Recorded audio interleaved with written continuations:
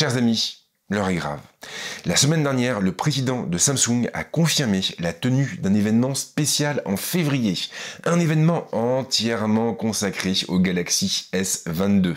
Le moment est donc bien choisi pour compiler toutes les informations, toutes les rumeurs qui circulent à leur sujet. Telle est la voie que nous avons choisie.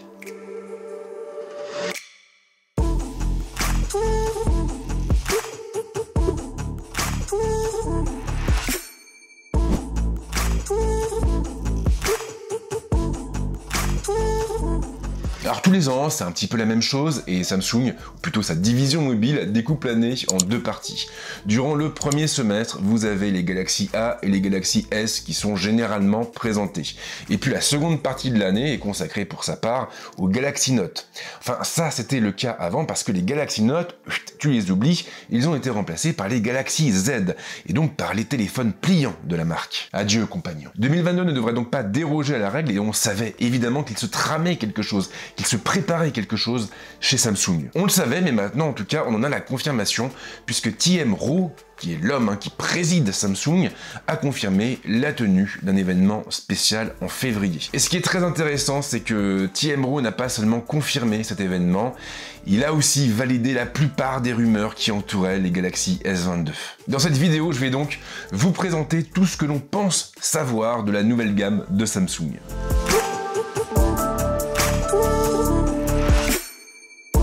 Est-ce que vous vous rappelez du temps pas si lointain où les constructeurs se limitaient à un seul flagship par an? Eh bien moi aussi, mais aujourd'hui, finalement, cette stratégie n'a plus cours. Les années passant, on a assisté à une espèce de stratégie de diversification de la part des constructeurs, et aujourd'hui, un flagship n'est plus un seul appareil. Un flagship est avant tout une gamme qui se compose généralement de plusieurs appareils très différents les uns des autres. L'idée de base étant bien entendu de mettre un smartphone haut de gamme entre chaque main. Eh bien Samsung ne semble pas vouloir changer de stratégie puisque cette année encore, on devrait voir arriver pas moins de 3 smartphones différents. 3 smartphones et plus précisément le Galaxy S22, le Galaxy S22 Plus et le Galaxy S22 Ultra, que certains ont renommé Galaxy S22 Note. Alors dans le fond, j'ai envie de dire pourquoi pas, il est plutôt mignon ce nom, mais bon, concrètement, ça ne changera pas grand chose à la proposition. En réalité, dans les faits, on peut même aller jusqu'à dire qu'on s'en moque un peu. On s'en moque un peu parce que la stratégie, elle, devrait rester la même. Vous auriez donc le Galaxy S22 qui se dessinerait principalement à des gens qui n'ont pas les moyens d'acheter un Galaxy S22 Plus ou un Galaxy S22 Ultra. De l'autre côté, vous auriez le Galaxy S22 Plus qui permettrait aux amateurs de grandes dalles de se faire un peu plaisir sans pour autant devoir se tourner vers le Galaxy S22 Ultra.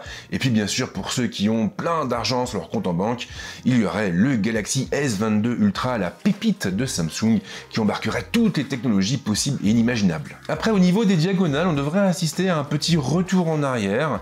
En gros, on tournerait autour des 6,06 pouces pour le Galaxy S22, autour des 6,55 pouces pour le Galaxy S22 Plus et autour des 6,7 pouces pour le Galaxy S22 Ultra. Et on reviendra bien entendu plus tard sur leur fiche technique. Donc en gros, on aurait 3 appareils pour 3 publics différents et potentiellement plus de parts de marché à la clé. Sur le papier, c'est plutôt sympa, surtout que derrière, il devrait y avoir pas mal de différences entre ces 3 modèles, notamment sur le terrain du design.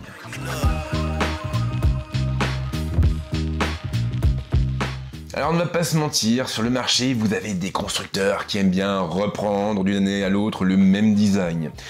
Eh bien ce n'est pas complètement le cas de Samsung qui a toujours eu à cœur de nous proposer du neuf. Sauf que cette année, le neuf, ce ne serait pas pour tout le monde. Alors comme le montrent ces images, les Galaxy S22 devraient reprendre à peu de choses près les mêmes fondamentaux. On aurait donc du verre, et oui, sur tous les modèles, du métal, un écran en bordure contenue. En gros, il n'y aurait pas de rupture franche. Après, au niveau global, eh bien, on aurait des lignes un peu plus anguleuses sur les modèles le plus chers, des lignes qui rappelleraient du même coup pas mal ce que proposait Sony pendant un temps sur les Xperia. Des tranches plates en haut et en bas, des bordures arrondies sur les côtés. Il faut reconnaître que lorsqu'on regarde ces rendus, la ressemblance est frappante. Ce qui en soi d'ailleurs n'est pas une mauvaise chose, vous le savez si vous me suivez depuis un moment, mais j'ai toujours beaucoup aimé le design des Xperia. Fait intéressant, et contrairement à ce que certaines sources pensaient, il ne faudrait pas s'attendre à voir disparaître le poinçon sur cette génération. Alors vous le savez, mais Samsung a fait un premier pas dans cette direction avec le Z Fold 3. Sauf que voilà, le résultat n'était pas parfait. Concrètement, on avait une caméra frontale qui était placée sous l'écran interne, et si elle était un petit peu moins visible, elle n'était pas non plus complètement invisible. Mais surtout derrière, en optant pour ce form factor, Samsung a aussi entraîné une baisse de qualité des clichés. Et ça, clairement, la marque ne peut pas se le permettre sur ses flagships. Parce que clairement, personne n'a envie de claquer un SMIC dans un smartphone qui prend des selfies tout moches. Personne. À l'arrière, tout dépendrait du modèle. Sur le S22 Ultra, on retrouverait une plaque unie. Une plaque parfaitement plate. Le module photo disparaîtrait en effet au profit d'un système un peu plus discret. Les optiques du bloc seraient du coup directement intégrées à la plaque arrière et elles ne ressortiraient que de quelques millimètres. Enfin là, attention, car tous les leakers ne sont pas d'accord. Onyx et Ice Universe, par exemple, évoquent de leur côté un design en forme de goutte d'eau, avec un module photo qui viendrait accueillir les capteurs et les blocs optiques. Un module formant une seule pièce pour l'un ou deux pour l'autre. Autre point qui risque de faire des déçus, ce nouveau design resterait réservé au S22 Ultra. Les Galaxy S22 et S22 Plus se rapprocheraient du même coup davantage de la génération passée, ou même du Galaxy S21 FE. Ce qui veut également dire que la petite bosse du module photo serait toujours présente et elle aurait toujours la même forme. Et sans surprise, l'écran incurvé resterait l'apanage du S22 Ultra. On retrouverait du coup des dalles plates sur les autres modèles. Alors je vais être franc, mais je suis assez partagé sur cette logique. On a une gamme et normalement on devrait retrouver une même unité au niveau du design. Or là, si on en croit toutes ces fuites, toutes ces rumeurs, on aurait un S22 Ultra très différent du S22 et du S22 Plus. Perso, je comprends pas la logique, parce que ça risque de troubler un peu la situation. Surtout que derrière, on aurait quand même des S22 qui se rapprocheraient énormément des S21. Et ça, c'est pas bon parce qu'il n'y aurait pas de rupture franche entre les gammes, entre ces deux générations. Et s'il n'y a pas de rupture franche, vous allez avoir des gens qui vont dire, pourquoi je me galérerais à acheter un S22 alors que je peux avoir un S21 pas cher avec le même look? Alors bien sûr, les vrais de vrais, ceux qui s'intéressent aux caractéristiques techniques, qui épluchent sans vergogne les fiches techniques des appareils, connaîtront les différences entre les gammes, entre les générations. Mais pour Madame Michu, qui elle ne juge un téléphone qu'à son look, ça risque de poser problème. Et puis surtout, du coup, si vraiment Samsung opte pour cette solution, derrière, il faut s'attendre à beaucoup, mais alors vraiment beaucoup de critiques. Ce qui risque un petit peu de ternir le lancement de ces appareils. Dernier point avant que j'oublie, sur le S22 Ultra, vous devriez aussi avoir un rangement pour le stylet, ce qui n'était pas le cas du Galaxy S21 Ultra. S'il était bien compatible avec le S Pen, vous ne pouviez pas le ranger à l'intérieur. Ce qui limitait du même coup un petit peu son intérêt, puisque vous deviez acheter une housse exprès pour pouvoir ranger le stylet avec votre smartphone. Et en fin de compte, c'était pas la solution la plus intelligente du monde. Et forcément, sur le Galaxy S22 Ultra, on s'y attendait un petit peu, mais Samsung corrigerait ce défaut, et on aurait donc bien un logement pour le S Pen, tout comme les Galaxy Note. Eh oui, encore eux.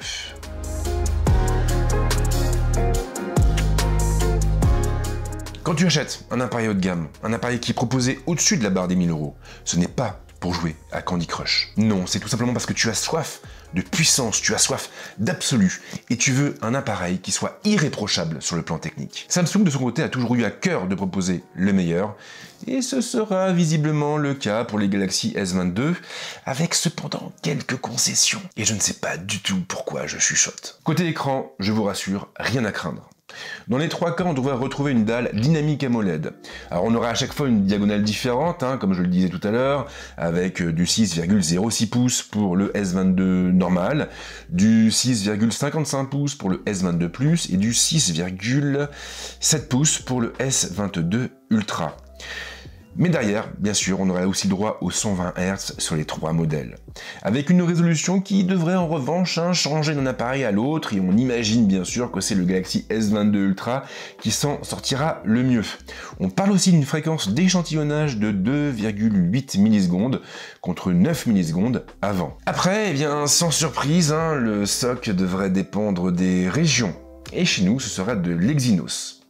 Plus précisément de l'Exynos 2200. Alors je vous vois venir. Ouais, l'Exynos c'est nul, moi je voulais du Snapdragon 8 Gen 1, la toute dernière puce de Qualcomm, et Samsung ne m'écoute pas, et Samsung veut encore me refourguer ses puces. Alors ouais, je peux comprendre votre déception, sauf que quand même sur l'Exynos 2200, on devrait avoir un petit truc en plus qui devrait défourailler sévère. Défourailler, mais bien sûr. Et ce petit truc en plus, c'est un GPU fourni par AMD. Un GPU basé sur le RDNA 2 que vous retrouvez aussi à bord des consoles New Gen de Microsoft et de Sony. Oui, la Xbox Series X et la PlayStation 5. Alors il faudra bien entendu attendre le lancement de ces appareils pour savoir ce que ce GPU a réellement dans le ventre, mais en vrai moi je trouve ça super excitant. En revanche, côté RAM, Samsung aurait fait le choix de revenir un petit peu en arrière. En gros donc les modèles de base devraient tous être fournis avec seulement 8 Go de mémoire vive contre 12 Go pour les modèles les plus chers. Quant à l'espace de stockage, il irait de 128 à 256 Go pour les Galaxy S22 et Galaxy S22 Plus, avec en prime une option à 512 pour le Galaxy S22 Ultra. Alors dans les faits, je pense pas que tout le monde ait vraiment besoin de 10 Go de RAM sur son smartphone, mais là encore, je pense que c'est typiquement le genre de nouvelle qui ne fera pas que des heureux, et qui pourrait même valoir quelques critiques acerbes à Samsung. Surtout si le prix reste le même ou augmente un petit peu, mais ça on en reparlera tout à l'heure. Après en vrac, j'ai pris des notes, il faut aussi s'attendre à des haut-parleurs stéréo, bien sûr, parce qu'on est quand même sur des flagships. Côté batterie, on serait à 4000 mAh pour le Galaxy S22, à 4800 mAh pour le Galaxy S22 Plus, et à 5000 mAh pour le Galaxy S22 Ultra. Et puis après, au niveau de la charge, alors tous les bruits de couloir ne vont pas dans le même sens. Vous avez certains leakers qui parlent du 45 watts, d'autres personnes qui parlent du 65 watts, et en réalité, le 65 watts serait bien en cours de test chez Samsung, sauf que pour l'instant, il n'y aurait rien de décidé. Enfin, après, on se doute quand même que si on a une présentation en février, Samsung a quand même dû peaufiner ou compléter la fiche technique de ses appareils, mais pour l'instant, on ne sait pas quelle sera la puissance de charge réelle des Galaxy S22. Et je ne sais pas pourquoi je fais des pauses entre chaque mot.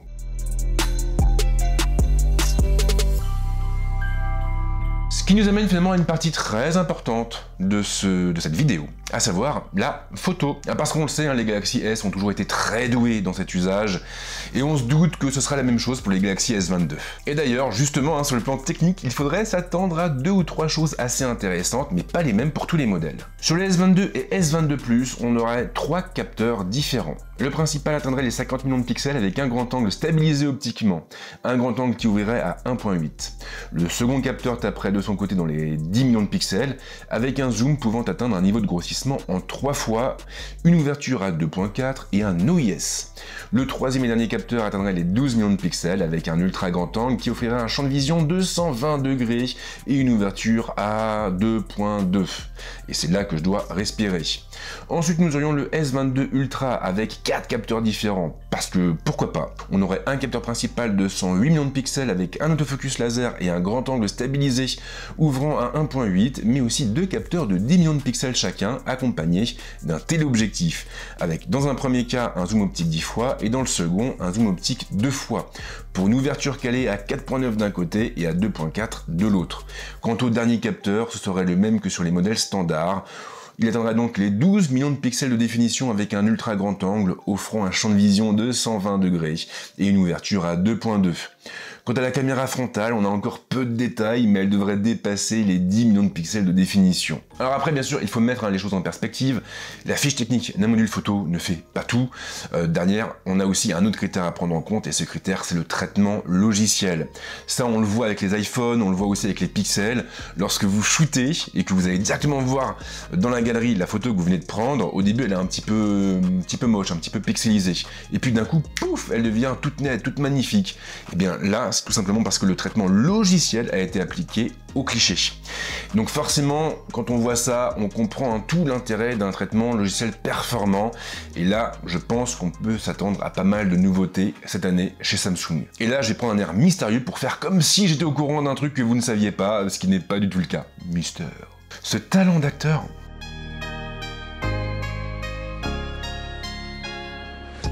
Alors après, il nous reste bien sûr à parler du prix et de la dispo. Alors pour le prix, bonne nouvelle, on a déjà une idée des tarifs de Samsung grâce à Roland Kant qui est blogueur sur WinFuture et qui a souvent tapé dans le mille par le passé. Alors, il y a quand même une bonne et une mauvaise nouvelle. La bonne nouvelle, c'est qu'on connaîtrait les prix. La mauvaise, c'est qu'ils sont élevés. Voilà, clairement. Donc j'ai pris des notes. Alors, clairement, le Galaxy S22 avec 8 Go de RAM et 128 Go de stockage, il serait proposé à 849 €, contre 899 € pour le modèle équipé de 8 Go de RAM toujours et de 256 Go de stockage. Ah ouais, ça fait un petit peu cher hein, quand même, 900 €. Ensuite, pour le Galaxy S22 Plus, on aurait 1049 ou 1099 € selon le modèle choisi, et donc à chaque fois on resterait à 8 Go de RAM.